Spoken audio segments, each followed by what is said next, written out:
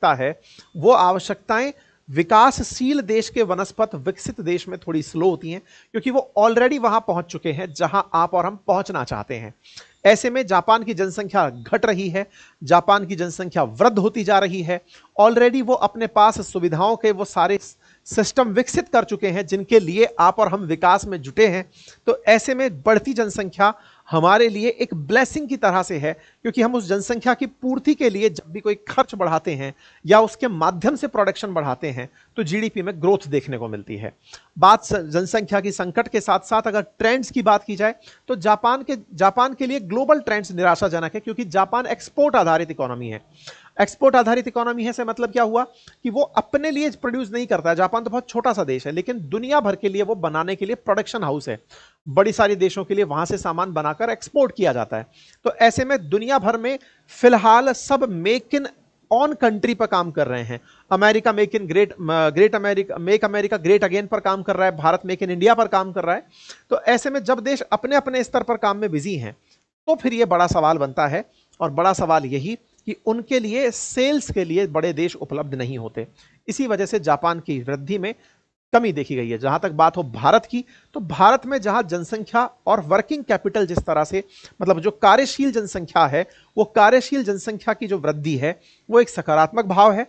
प्रति व्यक्ति जीडीपी तुलनात्मक रूप से हम दुनिया के अंदर काफी कम रखते हैं, लेकिन अब हमें प्रति व्यक्ति के आधार पर अपने देश की जीडीपी को बढ़ाने के तरीके समझ में आते हैं।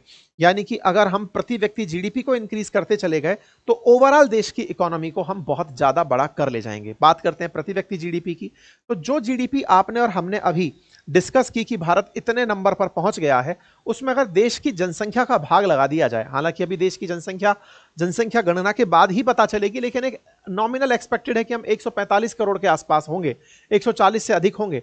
तो ऐसे में जो कुल जीडीपी है जो नॉमिनल हमने निकाली, उसमें अगर जनसंख्या का भाग निकाला जाए तो जो हिस्सा निकल कर आता है वो प्रति व्यक्ति जीडीपी निकल कर आता है। दुनिया में प्रति व्यक्ति जीडीपी के मामले में जहां टॉप 10 में लग्जमबर्ग, स्विट्जरलैंड और आयरलैंड जैसे देश काउंट होते हैं, लेकिन इनकी जनसंख्या बहुत कम है। ऐसे में भारत दुनिया के अंदर 144वें स्थान पर आता है, क्योंकि यहां पर जीडीपी पर कैपिटा कुछ ही मतलब बहुत ही कम कही जा सकती है। यूएस डॉलर के हिसाब से अगर कहा जाए तो भारत की अभी GDP per capita 2880 US dollar है। और इसमें भी एक जो बहुत ज्यादा संवेदनशील बात है वो ये है कि भारत की कुल जो राशि है उसका 40% से अधिक देश के 1% अमीरों के पास रखा होना पाया जाता है। मतलब देश की कुल संपत्ति का जो अधिकांश हिस्सा है वो टॉप 1% लोगों के पास है, और बाकी जो 50% जो लोग हैं वो पूरी देश की पूरी संपत्ति का बहुत कम परसेंटेज यूज कर पाते हैं, जो आर्थिक असमानता में गिनी कफिशिएंट के अंदर ऑब्जर्व किया जाता है। ऐसे में प्रति व्यक्ति आय के मामले में भारत में यह प्रति व्यक्ति आय संभव है कि और भी कम लोगों की होती हो, क्योंकि भारत आर्थिक रूप से अपने देश में बहुत सारी विषमताएं रखता है। सवाल इसीलिए बहुत सारे स्तर पर पूछा जा रहा है कि भारत जीडीपी बड़ा बन गया, लेकिन भारत में बड़ा कौन बना ये तो बताओ। इसकी वजह से भारत 4th लार्जेस्ट इकोनॉमी बना ये तो बताओ। क्या भारत के अंदर जीडीपी ग्रोथ कराने में भारत की जो टॉप कंपनीज हैं, टॉप कंपनीज में अडानी, अंबानी, टाटा, बिड़ला टाइप की जो कंपनीज हैं, जिन्होंने पूरे पूरे देश के संसाधनों पर बहुत बड़ा अपना कंट्रोल स्थापित किया हुआ है, तो क्या उनका बड़ा होना देश के लिए गर्व की बात है कि वो बड़े हो गए तो साहब बढ़िया हुआ, हम उस देश में रहते हैं जहां अमीर रहते हैं, या फिर उनकी वजह से हमारी प्रति व्यक्ति आय भी बढ़ी? ये अपने आप में एक बड़ा सवाल है। इस आर्थिक असमानता को दूर करने के लिए सरकार क्या कुछ कर सकती है, ये एक विचारणीय तथ्य है। बात की जाए प्रति व्यक्ति आय में, हालांकि प्रति व्यक्ति आय भी एक सही फैक्टर नहीं है इनकम को पहचानने का। क्यों नहीं है? क्योंकि ये केवल कुल वैल्यू अपॉन जनसंख्या का भाग देके निकाले जैसे जाने वाली जानकारी है। फिर भी भारत तुलनात्मक रूप से आर्थिक असमानता में बहुत ज्यादा अस्पष्ट स्थिति रखता है। बात की जाए चीन के कंपैरिजन की, चीन जहां आज लगभग 20 ट्रिलियन डॉलर की इकोनॉमी बनकर बैठा है, वो 2008 में वहीं था जहां आज हम हैं। चीन 2008 में 4 ट्रिलियन डॉलर की इकोनॉमी था। उस समय वहां की प्रति व्यक्ति आय $3500 थी, हमारी $2800 के अराउंड है। लेकिन चीन ने बड़ा तेजी से ग्रोथ करना शुरू किया, और आज वहां पर मात्र 2008 से 25 के बीच के 18 साल के समय में, 17 साल के समय में चीन में जीडीपी 3 गुना बढ़ चुकी है, प्रति व्यक्ति आय $12,000 पहुंच चुकी है, वहीं जीडीपी 5 गुना बढ़ चुकी है। इसका मतलब चीन ने पिछले 18 सालों में बहुत तेजी से गति की है। बात हो अमेरिका की तो वो $4 ट्रिलियन पर 1987 में था, तब भी वहां पर प्रति व्यक्ति आय $17,000 थी। अमेरिका एक अमीर देश शुरुआत से रहा है। भारत में अभी $2,800 प्रति व्यक्ति आय है। ये 1987 में $17,000 प्रति व्यक्ति आय रखा करते थे। आज यहां $65,000 प्रति व्यक्ति आय है। भारत की बात हो तो भारत आज $2,800-$2,900 प्रति व्यक्ति आय पर खड़ा है।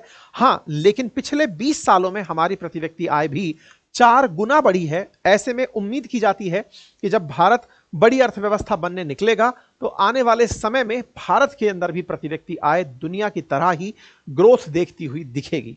भारत में लोगों की जो आय है वो आने वाले समय में नीति आयोग की अप्रोच से भी समझी जा सकती है, जिसमें नीति आयोग ने अपने अप्रोच पेपर विकसित राज्य फॉर विकसित भारत एट 2047 में कहा है कि भारत जहां आज प्रति व्यक्ति आय के मामले में इतना नीचे है, 2047 तक भारत की आय प्रति व्यक्ति आय के हिसाब से दुनिया की उन टॉप इकोनॉमीज की तरह हो जाएगी जो आज विकसित कहलाते हैं। भारत भी कुछ उस तरह से बढ़ेगा। हमने भले ही जापान को पछाड़ दिया हो, लेकिन जापान की प्रति व्यक्ति आय भारत से आज 12 गुना अधिक है। ऐसे में भारत को आवश्यकता है कि प्रति व्यक्ति आय को अगर वो बढ़ाने पर फोकस करता है, और ऐसे में अगर वो फोकस के साथ आगे बढ़ता है तो ना केवल हम जीडीपी बड़ी बनती चले जाएंगे, बल्कि दुनिया की संभवतया एक सबसे बड़ी अर्थव्यवस्था का जो खिताब है वो भी हम अपने साथ ले जाएंगे। अगर भारत आज जिस स्थिति में है अपने प्रति व्यक्ति आय को इसी तरह बढ़ाने लगे और बढ़ाते बढ़ाते इतनी बड़ी आबादी के साथ अगर ये आय बढ़ती चली जाए तो दुनिया के अंदर भारत एक नए मुकाम को स्थापित करेगा। प्रति व्यक्ति आय में भारत जापान से पीछे क्यों है? तो इसके पीछे का बड़ा कारण है वहां का इकोनॉमिक स्ट्रक्चर जो कि ऑलरेडी विकसित अर्थव्यवस्था है। वहां की असमानताएं आर्थिक रूप से कम है और जनसंख्या तो भारत से काफी कम है। लेकिन बात अगर चीन की हो तो चीन हमसे अधिक क्यों निकला जबकि उसकी जनसंख्या कभी हमसे अधिक होती थी? तो इसके पीछे का बहुत बड़ा कारण है चीन ने 1978 में, जैसे हमने 1991 में आर्थिक सुधार किए थे, लिबरलाइजेशन, प्राइवेटाइजेशन, ग्लोबलाइजेशन, ये 1978 में करके बैठे हुए हैं। साथ ही साथ में चीन की उत्पादकता में लगातार वृद्धि की जा रही है। चीन की उत्पादकता 2000 से 2017 के बीच में कंपाउंड एनुअल ग्रोथ रेट 8.71% के हिसाब से बढ़ी। और तीसरा बड़ा कारण है कि चीन की जो बड़ी आबादी है उसमें 67% हिस्सा शहरों में रहता है। भारत का 34% हिस्सा शहरों में रहता है। शहरों में रहने का अर्थ है कि काम करने के लिए जो स्किल्ड लोग हैं वो शहरों की तरफ माइग्रेट हो चुके हैं, या फिर ये कहिए कि उन लोगों ने विकास के रूप को पहचान लिया है। ऐसे में भारत अगर चीन को कंपीट करना चाहता है तो शहरीकरण, इंफ्रास्ट्रक्चर निर्माण, साथ ही साथ में बुनियादी आवश्यकताओं की पूर्ति बहुत ज्यादा जरूरी कामों में नजर आती है। ठीक है, तो हमने इस पर हालांकि एक डिटेल सेशन किया हुआ है कि चीन भारत से आगे कैसे निकला। आप चाहें तो अंकित इंस्पायर इंडिया पर उसे जाकर देख सकते हैं। एक डिटेल सेशन मैंने इस विषय पर किया है। भारत अगर आने वाले समय में technology, green energy, manufacturing, infrastructure, health, इन सब पर फोकस करता चला गया जैसे फिलहाल कर रहा है और तेजी से करता चला गया, तो निश्चित ही तीसरी, दूसरी और पहली अर्थव्यवस्था बनने के जो सपने हैं वो जल्दी ही पूरे होंगे और आम लोगों के अंदर जीडीपी प्रति व्यक्ति के अंदर बढ़ोतरी संभव हो सकेगी। फिलहाल के लिए इतना ही। उम्मीद है कि आप इस बात को जान गए हों। बाकी अगर सवाल ये पूछा जाए कि इससे हमें फायदा क्या होता है, तो फायदा तो सिंपल सा है साहब कि अगर आप जीडीपी बड़ी रखते हैं तो देश के अंदर रोजगार के अवसर बढ़ते हैं, जीवन शैली सुधरती है, आपकी पावर दुनिया मानने लगती है। लेकिन हाँ, चुनौती है आर्थिक असमानता, जिससे भारत को निपटने की सख्त आवश्यकता है।